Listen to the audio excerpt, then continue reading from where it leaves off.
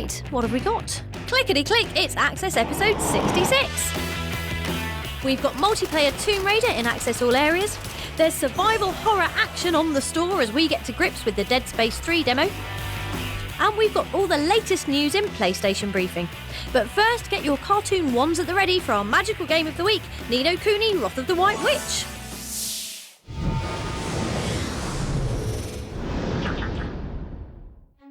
Question time, kids.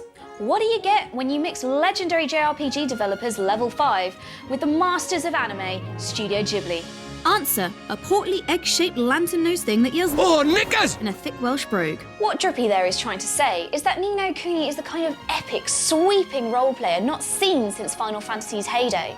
It's a magical escapade that has you hopping between our reality and a parallel place literally called another world, which is the kind of bright, fluttering wonderland that Ghibli specialise in. Your task? To defeat the evil White Witch and have a heartwarming adventure in the meantime. So, step forward, plucky hero Oliver. Well, Oliver's super sad for reasons I can't quite bring myself to tell you. But it turns out that his salty tears are good for one thing: freeing Drippy from his plushy prison. Hey, wouldn't it be great if crying on your toys really did bring them to life? Why won't CM Punk return my calls? I mean, we had such a good interview. I thought we really connected, you know? But he won't reply to me. I left like 50 messages for him. Past the hand-drawn prettiness of everything, Ni no Kuni is a rather conventional JRPG. Battles are a mix of real-time action and turn-based commands, swapping between humans like Esther and Oliver, who can cast spells and eat delicious health-boosting sandwiches, and fighty little monsters called familiars, who can be trained using a rigorous program of ice cream and chocolate. Who's gonna eat all the food and grow up big and strong? You are. When not boffing adorable monsters in the face, you'll be saving broken-hearted citizens of another world. You see, Dark Jin Shadar, another villain, which is why he looks like a stooped Saiyan enemy, has been cursing everyone who looks at him funny by taking pieces of their heart and turning them into empty husks. Just like when I discovered Justin Bieber. The only way to fix them is to find out what they're missing, track down someone who's got a bit to spare, and do a sort of emotional transplant. Just like this. Rob, I've got some enthusiasm for you, Rob. Uh-oh. It's just rage! In fact, there's so much that's just right about this game that it's impossible to explain it all without a montage. Because everybody loves a montage, right? There's cat kings, folklore, spellbooks, item crafting genies, pickpocket guns, bathing suits, a massive cow lady, capturing familiars, customising familiars, emotional plot points, gorgeous music, and something long missing from JRPGs, a world map, complete with sea and air transportation. Eat it, Final Fantasy 13! Eat it down! Ni no Kuni is out on the 1st of February. And we recommend it like we recommend crying on your soft toys to bring them to life.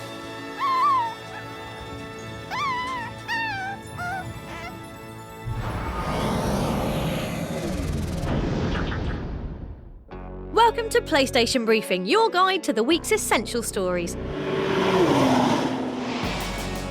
And most essential of all this week is an update from Square Enix about its trilogy-closing Final Fantasy 13 sequel, Lightning Returns.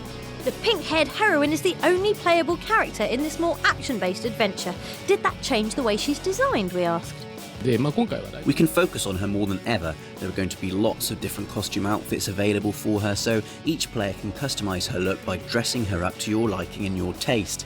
So in that sense, we are going to put more light on her so you can enjoy her to your heart's content. Like Barbie?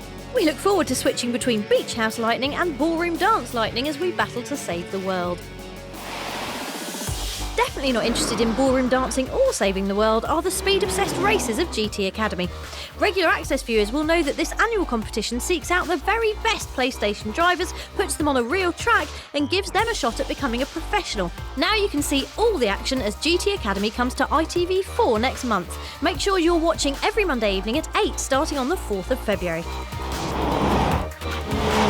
Lastly, on the subject of wheels going round very fast, we recently had a filthy hands-on session with Urban Trial Freestyle, the obstacle-strewn off-roader heading to PlayStation Vita and PSN soon.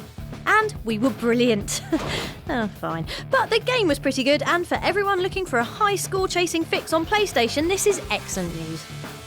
That's all for briefing now. We'll be back with more next week.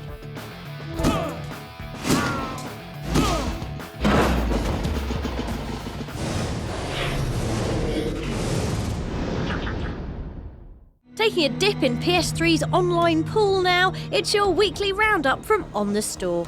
With just over 2 weeks to go until the return of Isaac Clarke, what better time to get stuck into the playable demo of Dead Space 3? And EA seem to think so too, which is why they've released it on the PlayStation Store today.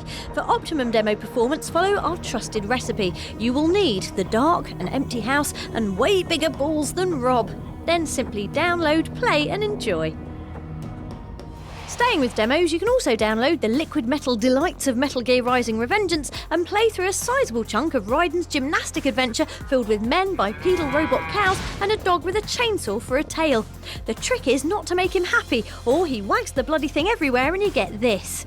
Get off, Fido! Go on, there's a stick up on that ledge, go and play with that. Good boy.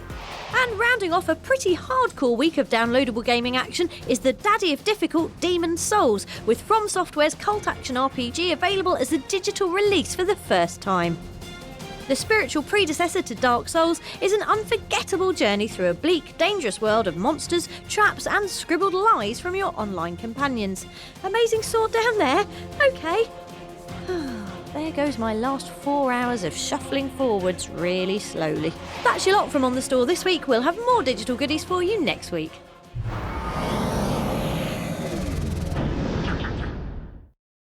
Bonus level this week is dedicated to something that's quietly changed PlayStation forever without you realising it. The ongoing beta for huge space trading shooter Dust 514 opened its doors to the public, meaning that for the first time, you, me and everyone can get on board what's going to be one of the biggest games of 2013. If you don't know, Dust 514 shares a universe and a single server with the massive PC role player EVE Online, with Dust players fighting real-time battles for planets in the EVE universe. As you accept contracts from EVE players and wage war on different worlds, you'll also be earning in-game currency and customising your drop suit with a huge range of deep specialisation skills. Best of all, it's been confirmed this week that whatever progress you make during the beta from this point will be kept after the game's official launch, meaning none of your hard-earned badassery will be wasted when the beta ends.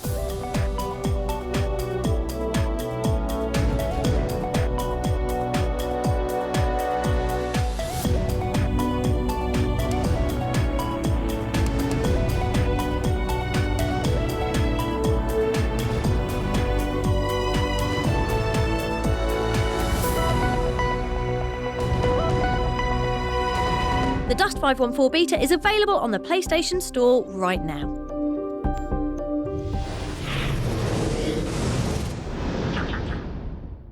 We've been in London for this week's Access All Areas for a first hands-on with Tomb Raider's recently announced multiplayer mode.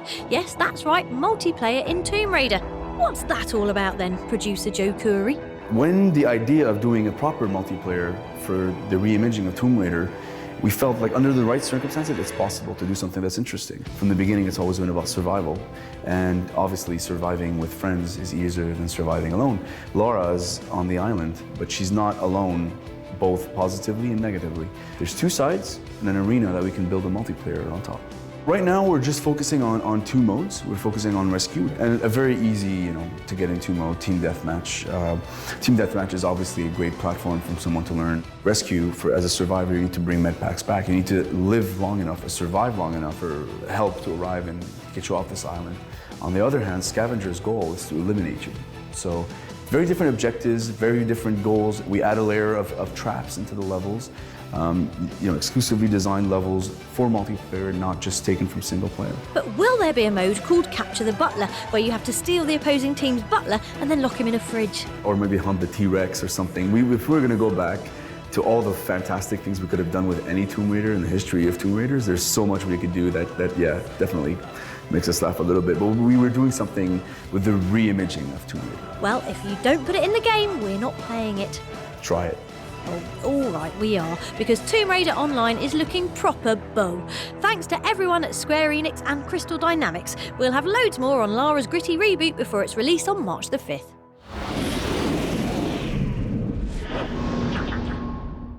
With Aliens Colonial Marines only weeks away, the first symptoms of sci-fi horror fever have crept into the Access office, resulting in us recreating our favourite scene from the movies with the plush lovelies of Little Big Planet.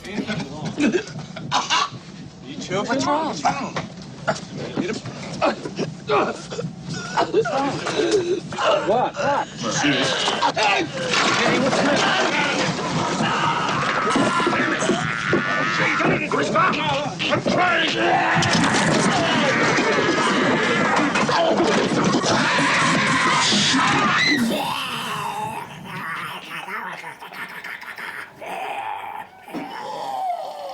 you next week.